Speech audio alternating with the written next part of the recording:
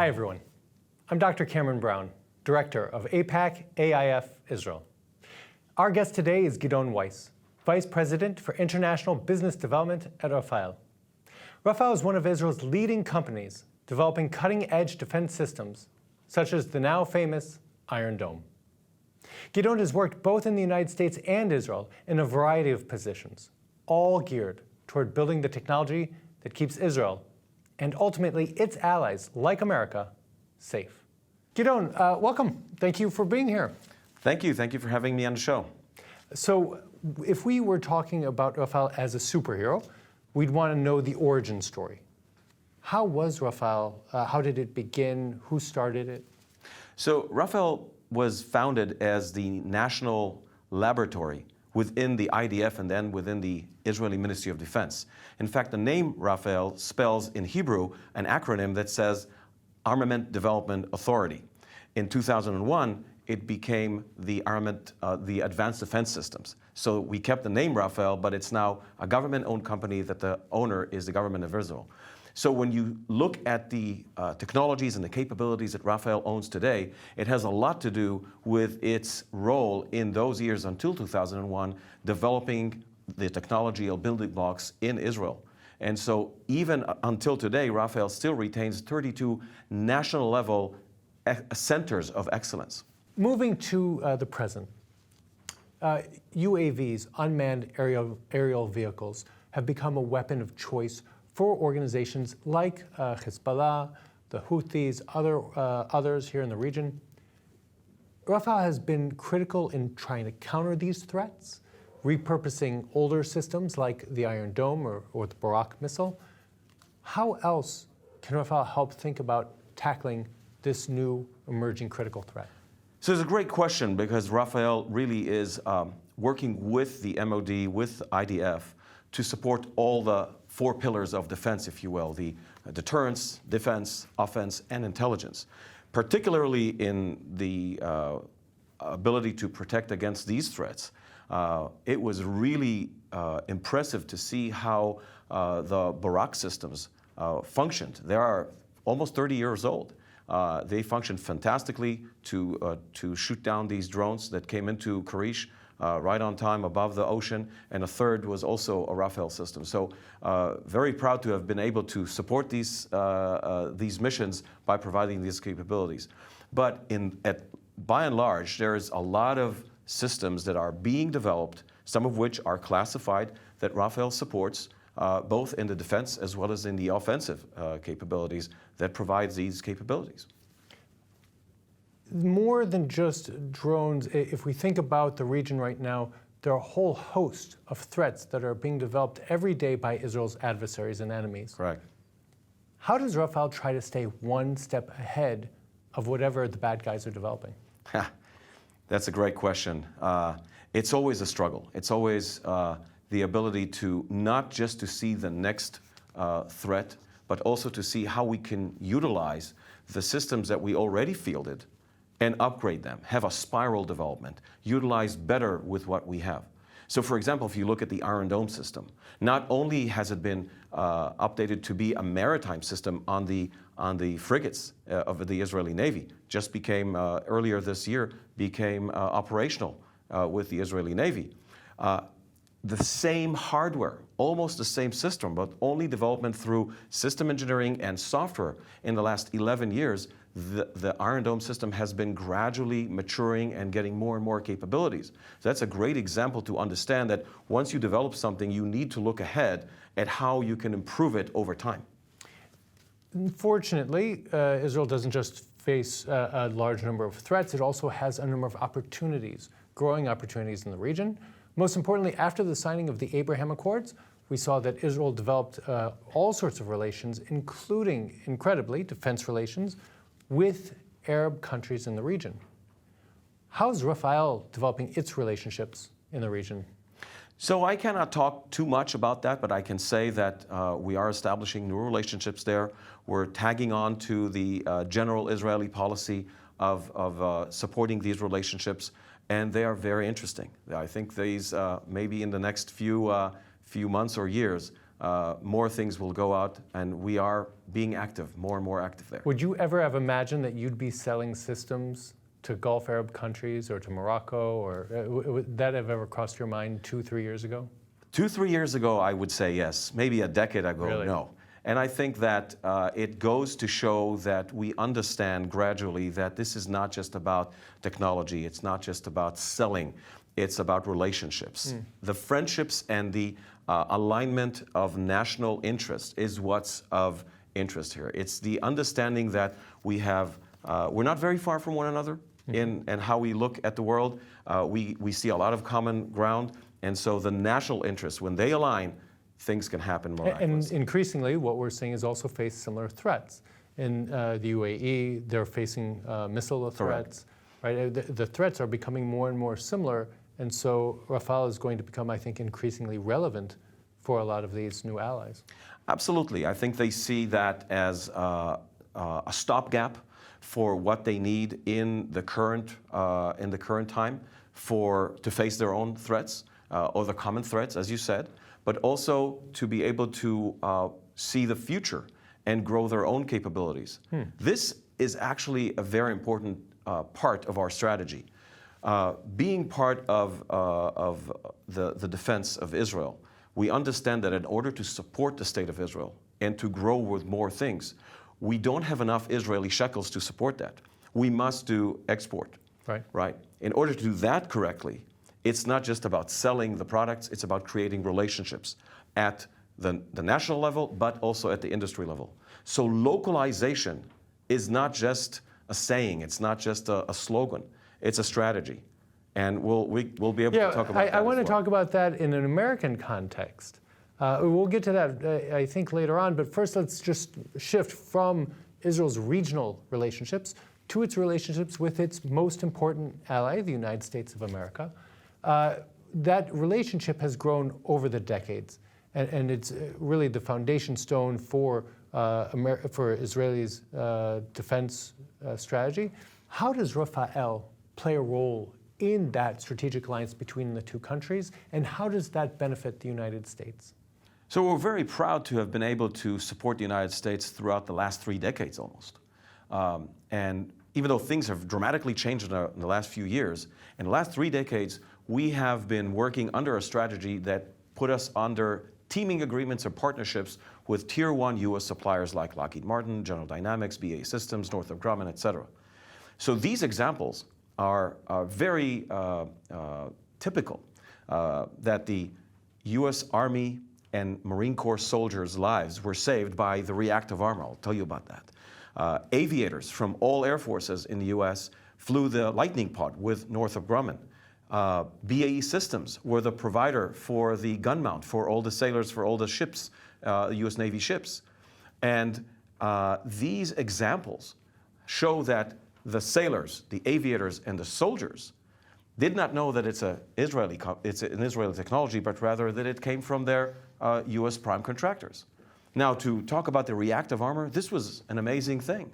It saved hundreds of lives of U.S. Army soldiers and Marine Corps. And how does it work? Exactly. What exactly do you mean reactive armor? So, you know that you have an armored vehicle like a Stryker or a Bradley or a tank, or a tank, right?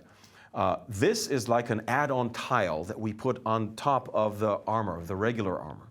And what this does is when there is an IED, an improvised explosive device, or RPG, any threat that comes in, when it hits the tank, instead of penetrating into the armor, this reactive armor explodes back against it and deflagrates the whole thing in a way that the explosion doesn't penetrate the armor vehicle.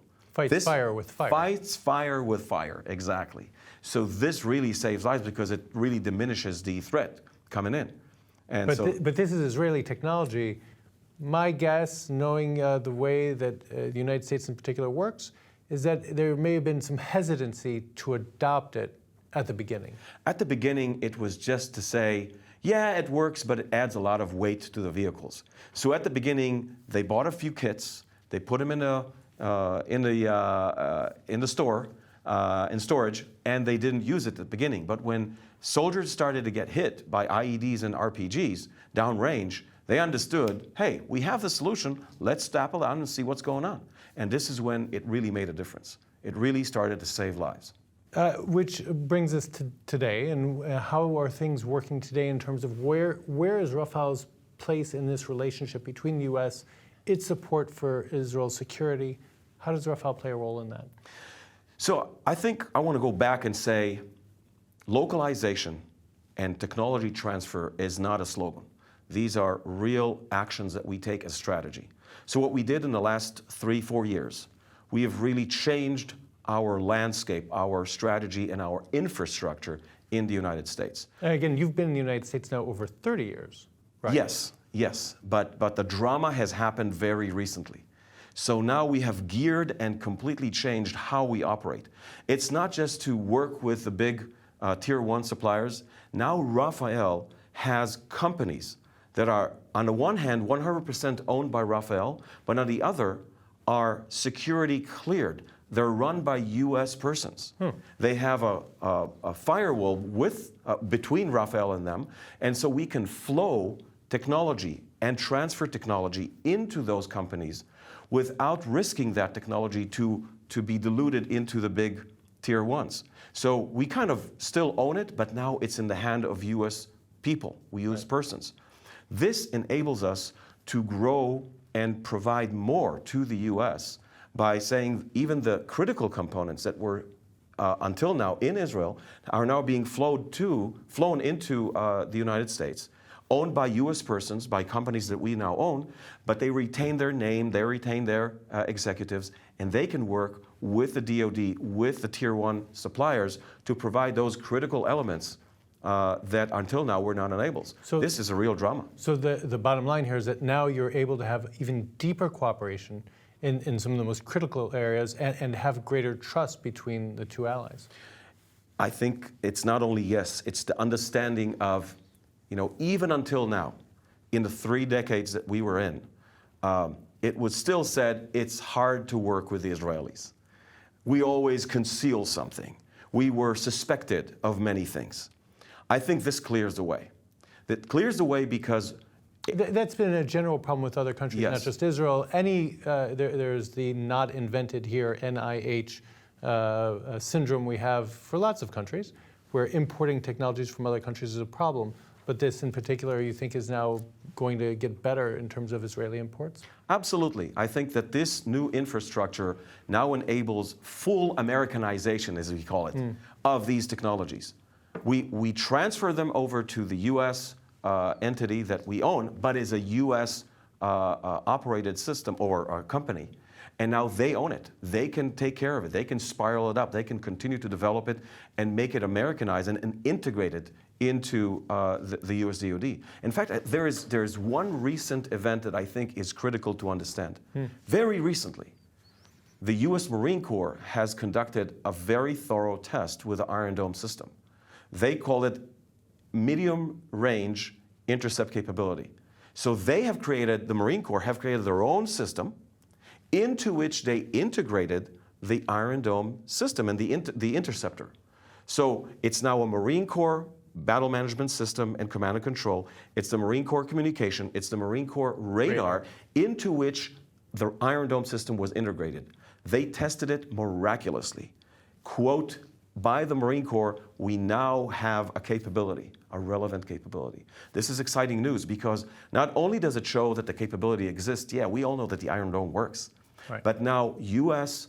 warfighters understand how to integrate this, and they got through all of the security and the cyber issues that were once thought to be an issue. And if you look at, for instance, American forces in Iraq who've been hit multiple times by threats like this, this is going to save, again, even more American lives. I believe that once put in the right position, once deployed in the right way and integrated into the deployed forces, that is certainly yes. It's a matter of understanding that there are quite a few technologies like that. We might be able to expound a little bit more, but like the Iron Dome, there are other technologies that Israel has created in Rafael that we have developed in a way that really creates the capability for Israel. but we have identified the operational gaps in the United States that it can fill. So the Iron Dome is one good example that it can show that. Why create a new system if you can integrate this capability into the U.S. architecture? Right. And that, again, shows the depth of the alliance and the partnership, which, again, very few countries actually have that ability. Now, looking into the future, and with this we'll conclude, when you think about all the systems that Rafael is developing, what do you think has the biggest potential to really change the future battlefield? So I will name just a few, even though there are quite a few more, and quite a few of them are clandestine, so I will not be able to talk about those. But mind that there are additionals. Okay. The Trophy Active Protection System that is now on the Abrams tanks. What is that? That's like an Iron Dome for a tank. It protects the tank against all of the incoming threats. It's the only active protection system operational out there, and it's already being integrated onto the Abrams tanks, the U.S. Army Abrams tanks. So reactive armor, what you had again, the first invention was a previous right. generation. A missile would hit, and then it would protect the tank's armor so Correct. that it wouldn't penetrate. But this is different. This is different. What exactly does this this is do? a countermeasure. This is a system that protects the entire sphere of the tank. So it's a missile shooting out. It's not really a missile, but first it identifies the incoming threat, and with instant reaction, it deviates a countermeasure against it. So it's like a tiny missile that goes against that incoming threat and explodes it in mid-air. Away from the tank. Away from the tank. So the residual explosion for a tank is nothing, is negligent, right? So that's like an Iron Dome for a tank. Wow. That's the trophy system. Then there is the Iron Beam, which Israel is now developing. We really hope that we'll be able to come in with a partnership with U.S. vendors, with U.S. DoD, to complete the development of the Iron Beam, which is a laser system, high-power laser system that we now plan to put below the Iron Dome to be able to get these smaller threats and be able to reduce the cost of interception. Then for instance, I mean, an Iron Dome interception now, let's say each one runs, let's throw out a ballpark, $50,000, $60,000 per missile, and you're firing 2 each time. So they spend a few $100, and then Israel has to spend $100,000. What would it be with a laser? So first of all, 2 things. One is that we have come to an efficiency of the system that we no longer need to shoot two against 1. We usually shoot 1 against 1. For some threats, we shoot 2 against 1, but then that reduces the cost of 1. But then the cost of the interception is not just the cost of the interceptor, it's the savings of the ground effect of what would happen if that threat would not been integrated. So that's the economics. But with a laser, it would be able, if deployed correctly, it can take down rockets and whatever threats are coming in, both from the ascent as well as from the terminal phase, and it will take down the cost of an interception overall by at least 25%. Wow. Yeah. But we have to have a good deployment of that. Yeah. Looking at that, that would be not just a game changer in terms of sealing and improving the protection, but also a saver of economics. Lastly, I think there's a whole group of systems that's called a Spike tactical missiles. What's that? Spike is a tactical missile. We know the Hellfire in the United States. We know the Javelin. So it's in that family, but much better. It's electro-optic. There is a human in the loop. The precision of that is independent of the range, and it has a much larger range. So what's catching the eyes of the U.S. warfighters, especially the U.S. Army aviators, is the fact that they, instead of working very close to the threat, they can now work at standoff. Working at standoff with precision distances is key to be able to handle any new threat.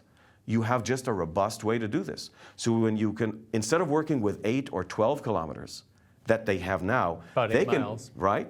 They can go back to 50 kilometers, which is about 40 miles, right? So think about that. A helicopter is not even seen on the scene. It's just so far away. And so many things can go into play not by just selling the system, but working with U.S. vendors as our prime contractor, flowing the sensitive information and technologies into our U.S. subsidiaries, and supporting the U.S. DoD at the long term with fantastic capabilities using this infrastructure. And having an optical sensor and a person in the loop, a human in the loop, means you'll also be able to avoid civilian casualties. That's a key element. I mean, sometimes people are fearful of having the human, the operator, in the loop. But once the U.S. warfighters understood what it does for them, it's dramatic. They can retarget, they can refine their aim points, so accuracy is key. But they can also abort the mission until the very last moment. I'm talking about 2, 3, 4 seconds before hit. It's incredible. It's incredible because you really know what's going on. You really know it's not even at 50 kilometers, the operator sees the actual target just before it hits. So if they need to abort, it's just like that. Wow. Gideon, thank you so much for joining us. Thank you. Thank you very much for this interview.